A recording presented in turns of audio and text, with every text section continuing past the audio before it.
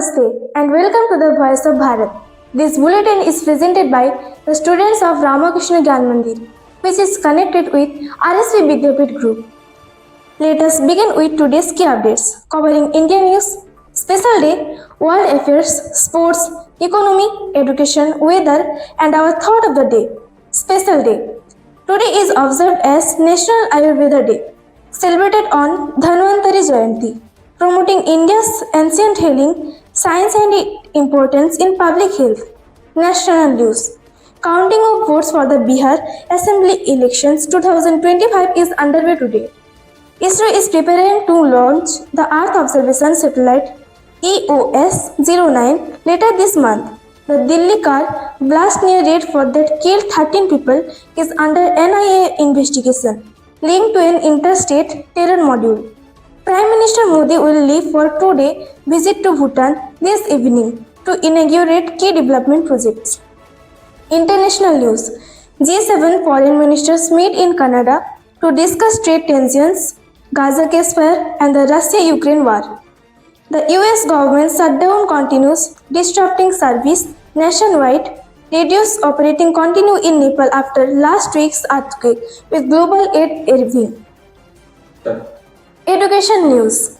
Delhi schools move to Hyderabad classes for student UP to up class 5 due to surge air pollution. WBSSC to begin interviews for successful candidates from the second SLST exam.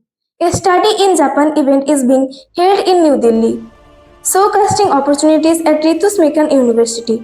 Economic news. Indian markets open higher on positive global cues. An RBI report warns that Indian households are taking on more debt than assessed.